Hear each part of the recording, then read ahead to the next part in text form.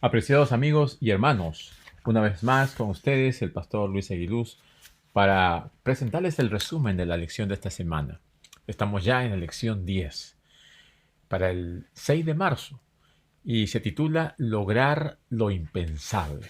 En esta semana lo que hemos estudiado es acerca de la tremenda manifestación de amor de Dios. Después de que Isaías se ha explayado presentando el nacimiento, la identidad y la trayectoria del libertador de Dios, ahora revela la tragedia suprema que nos da esperanza para alcanzar, salvar y sanar a los perdidos. El siervo de Dios llena voluntariamente nuestro sufrimiento y nuestro castigo. Eso es lo que vamos a ver en la lección. Preparémonos.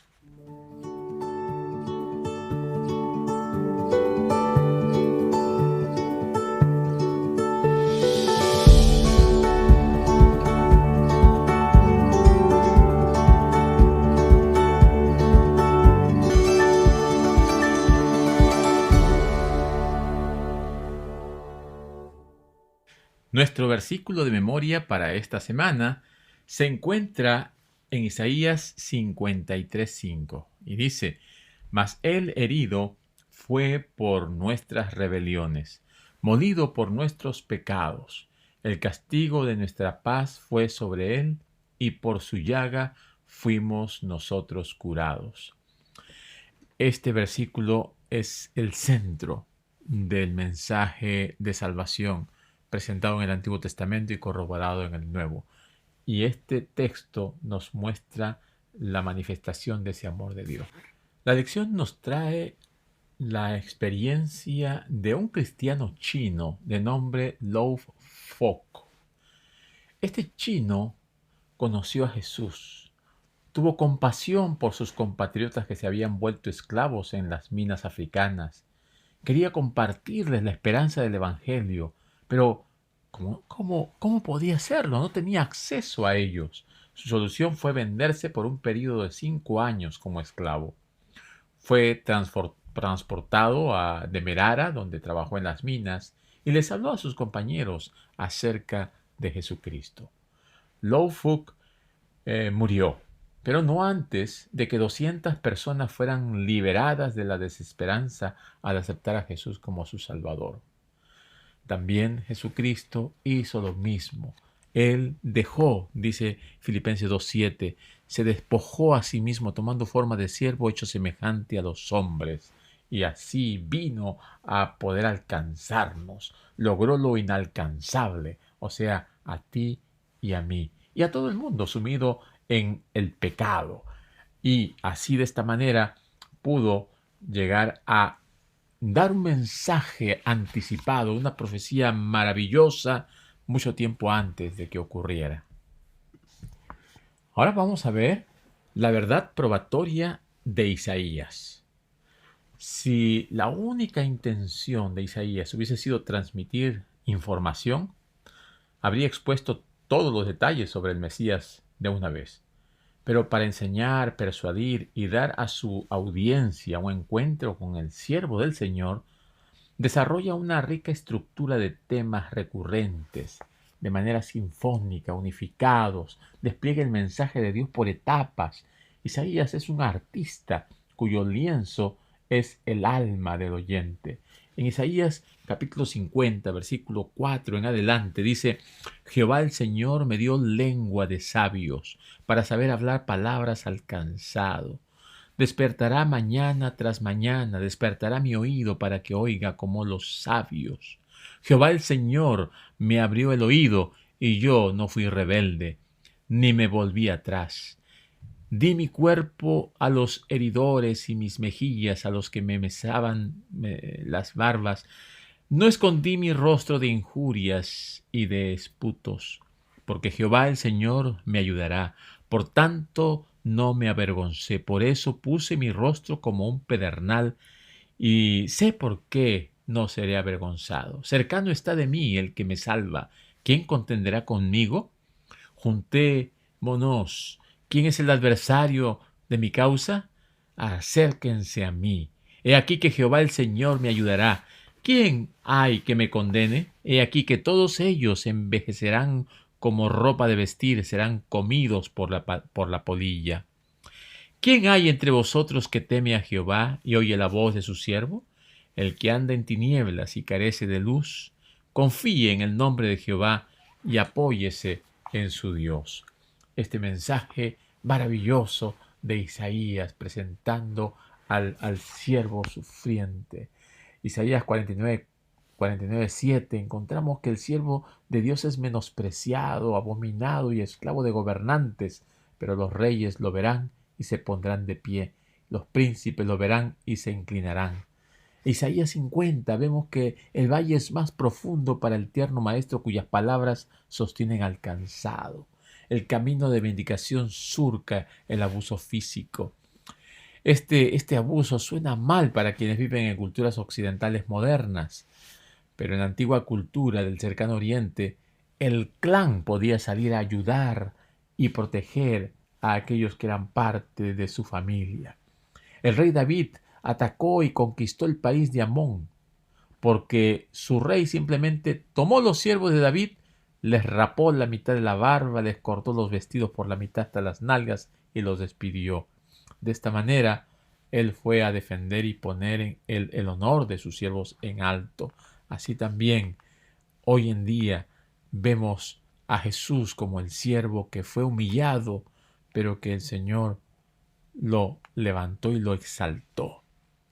Muchos decían, ¿no? ¿Cómo es un hijo de Dios, el poderoso, el Dios, no puede salvarse a sí mismo?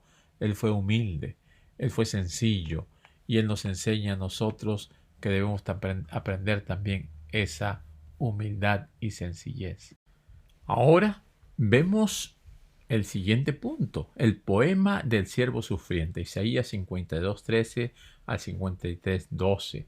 Aquí este párrafo, esta porción se le conoce como el poema del siervo sufriente. Y a Isaías como el profeta evangélico tiene un profundo significado, revela la esencia de la misión de Dios para salvar a la raza pecadora.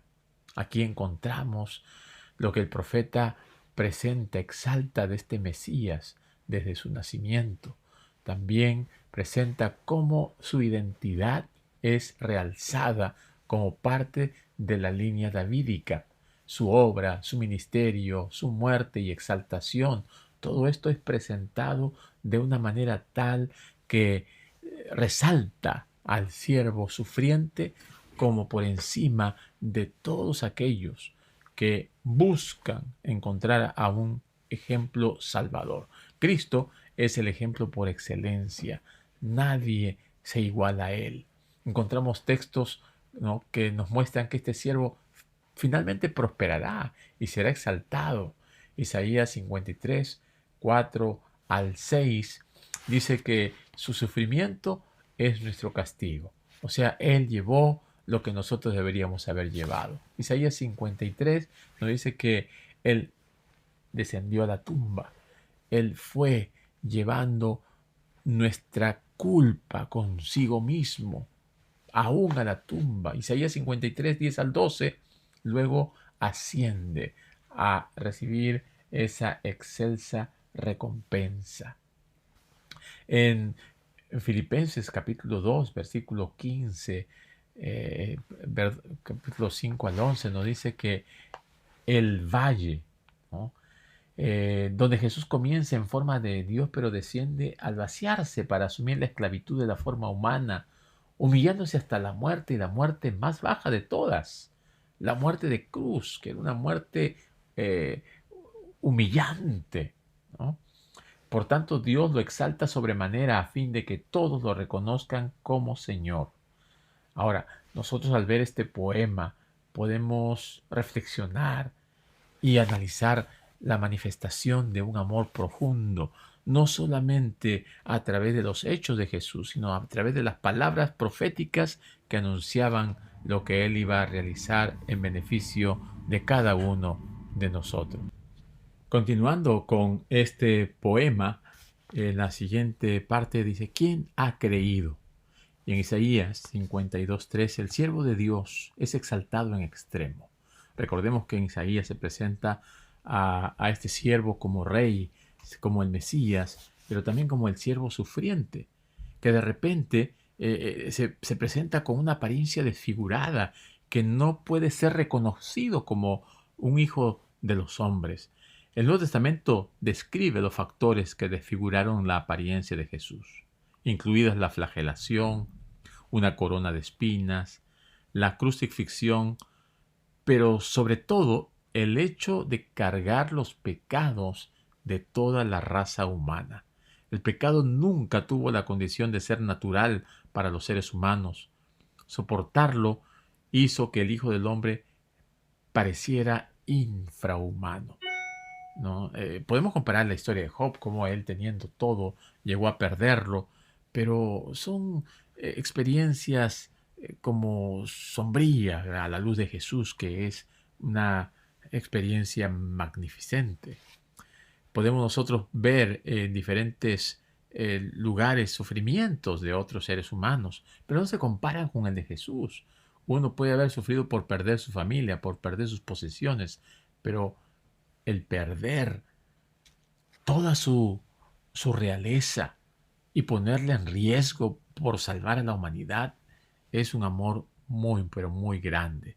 Aquí encontramos por qué sufrió Jesús, el Mesías.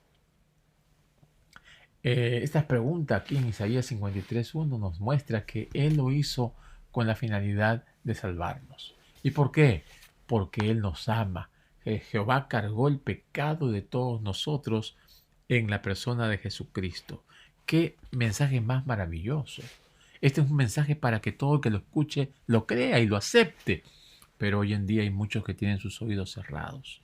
Y el Señor quiere que nosotros tengamos una experiencia personal con Jesucristo, con el siervo, con el Mesías, con el Rey, para que podamos también nosotros transmitir esa verdad a aquellos que no la conocen. Continuamos con los inalcanzables, quienes somos nosotros, por supuesto. Semejante a una planta vulnerable, aparentemente sin ningún valor especial y despreciada, así se representa al siervo sufriente. Isaías nos ha conducido rápidamente de la juventud inocente hasta el borde del abismo. Incluso teniendo en cuenta el contexto presentado previamente, no estamos preparados en el sentido de estar resignados al destino del siervo. Al contrario, Isaías nos ha enseñado a apreciar al niño que nos ha nacido, al príncipe supremo de la paz. Otros lo desprecian, pero nosotros sabemos quién es él realmente. Como dijo alguien, no hemos encontrado con el enemigo, nos hemos encontrado con el enemigo y ese enemigo es cada uno de nosotros. Nosotros. El siervo no es el primero en ser despreciado, desechado o un varón de dolores. El rey David fue todo eso cuando huyó de su hijo Absalón. Pero el sufrimiento que soporta este siervo no es suyo y no deriva de su propio pecado. Tampoco lo soporta únicamente por otra persona. Jehová cargó en él el pecado de todos nosotros. La respuesta a la pregunta ¿por qué? Es la verdad probatoria de Isaías. A causa del amor de Dios, su Mesías elegiría sufrir. ¿Pero por qué? Isaías asesta el broche de oro para completar la verdad inconcebible. Él eligió sufrir para alcanzar lo inalcanzable, para alcanzarnos a nosotros, preocupado por nuestra salvación. Quienes no entienden consideran que el siervo es golpeado por Dios, así como los amigos de Job pensaron que su pecado debió haber causado su sufrimiento, y así como los discípulos de Jesús le preguntaron, ¿quién pecó, este o sus padres, para que haya nacido ciego? Los que vieron a Jesús en la cruz supusieron lo peor. ¿No dijo Moisés que cualquiera que es colgado de un árbol está sujeto a la maldición de Dios? Sin embargo, todo esto fue la voluntad de Dios. ¿Por qué? Porque Cristo nos redimió de la maldición de la ley, hecha por nosotros maldición, dice Gálatas 3:13.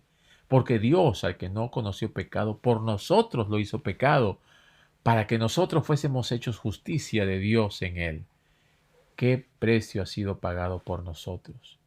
Contemplemos la cruz y la victoria levantada sobre ella. Miremos aquellas manos taladradas por los crueles clavos. Mirad sus pies asegurados por largos clavos en el madero. Cristo cargó nuestros pecados en su propio cuerpo. Ese sufrimiento, esa agonía, es el precio de nuestra redención. ¡Qué maravilloso! Nos acercamos al final, la ofrenda de restitución transformadora. ¿Qué significa que la vida del siervo sea entregada en ofrenda por el pecado?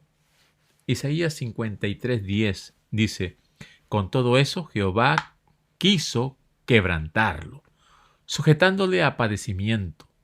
Cuando haya puesto su vida en expiación por el pecado, verá linaje, vivirá por largos días, y la voluntad de Jehová será en su mano prosperada.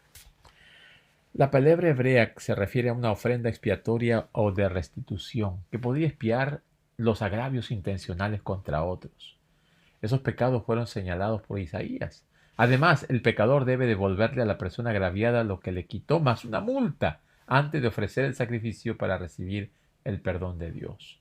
En el caso de un uso indebido e involuntario de algo que pertenece a Dios, Él es el receptor de la reparación. Ahora podemos entender Isaías 42, donde Dios consuela a su pueblo exiliado, diciéndole que éste ha pagado suficiente compensación por sus pecados. Luego, después de la reparación, debe hacerse un sacrificio. Aquí está en Isaías 53. El siervo de Dios, en lugar de un carnero, es llevado como oveja al matadero, en favor de los que han aceptado, de los que han extraviado su camino, pero quieren regresar. Aunque cortado de la tierra de los vivientes, totalmente consumido en el sacrificio que enciende la llama de la esperanza para nosotros, el siervo se levanta de la muerte, la tierra sin retorno, para recibir exaltación, ver a su linaje y prolongar sus días. Aquí encontramos a aquel Jesús que estuvo dispuesto a entregar su vida para que nosotros podamos tener salvación. Él que estuvo dispuesto a morir en nuestro lugar. Y ahora que Él ha sido tomado como sacrificio expiatorio, nos da a nosotros la oportunidad de poder acercarnos confiadamente al trono de la gracia. La muerte de Jesús, el sufrimiento de Jesús, la entrega de su cuerpo, todo eso tiene un propósito salvífico. Todo muestra que Jesús murió, pero triunfó. Y el triunfo de Jesús es nuestro triunfo también. Lo único que tenemos que aceptar es a Jesús y todo lo demás viene por añadidura. Después de haber visto los textos allí en Salmos 32, Romanos 5, Gálatas 2, Filipenses 3:9, Hebreos 2:9, 1 Pedro 2:24, si alguien te pidiera que resumas en un solo párrafo las buenas nuevas de Isaías, ¿qué escribirías o qué le dirías? ¿No? Que Jesucristo es nuestro Señor. Él vino a morir por nosotros y Él nos va a rescatar. Recuerda, Cristo llevó nuestros pecados en su propio cuerpo en el árbol de la cruz. ¿Qué debe ser el pecado si ningún ser finito pudo hacer expiación? ¿Cuál debe ser su maldición cuando solamente la deidad pudo conjurarla? La cruz de Cristo testifica ante cada hombre que la muerte es el castigo del pecado. ¿Acaso habrá algún poderoso encantamiento que retiene el sentido moral, impidiéndole ser impresionado por el Espíritu de Dios? No podemos cerrarnos a este amor tan grande. La ley del gobierno de Dios había de ser magnificada con la muerte del unigénito Hijo de Dios. Cristo llevó la culpa de los pecados del mundo. Nuestra suficiencia se encuentra únicamente en la encarnación y en la muerte del Hijo de Dios. Él pudo sufrir porque era sostenido por la divinidad. Pudo soportar porque estaba sin mácula de deslealtad o pecado. Cristo triunfó en favor del hombre, llevando así la justicia del castigo. Consiguió vida eterna para los hombres, al paso que exaltó la ley y la hizo honorable. Entonces aquí vemos dos fases del siervo sufriente. Primero, en la fase donde él entrega su vida, el sufrimiento, pero la segunda fase es su exaltación. Todos los reyes, todos contemplarán asombrados y atónitos a ese majestuoso personaje con un poder sobresaliente, mostrando que Él tiene el control de todas las cosas, porque ahora está rescatando a un pueblo que ha sido fiel, que ha sido leal, que ha confiado, que ha puesto en su vida en aquel que, aunque aparentemente era un ser insignificante por el sufrimiento que estaba pasando, estaba oculto aquel que sería exaltado de una manera grandiosa para redimir, para rescatar, para liberar al pueblo, a aquellos que han puesto su confianza plena en el Señor, aquellos que han estado sufriendo la opresión, la persecución, el martirio, pero que ahora van a ser exaltados también al lado del Señor, a la diestra del Señor, porque el Señor tiene el poder para hacerlo y el Señor tiene la majestuosidad para redimir, para salvar y para poner en vergüenza a todos los pecadores, a todos, a Satanás y a todos sus ángeles malos por lo que han hecho, por su rebelión, y exaltar y poner a la diestra del Padre a todos aquellos que han sido fieles hasta el final. El cometido de Cristo tiene un final feliz. La misión del Señor tiene un cumplimiento maravilloso, y eso es lo que nosotros tenemos que valorar y tenemos que aceptar. Cristo es el Señor, el Salvador, el Dios Todopoderoso, que nos ama y nos muestra un amor inmensurable. Que la lección de esta semana nos ayude a conocer más de ese Dios, más de ese Señor, más de ese Salvador y de ese amor que nosotros tenemos que retribuir, que devolver por lo que el Señor nos ha entregado. Que el Señor te bendiga y te acompañe mientras estudiamos cada vez más su palabra.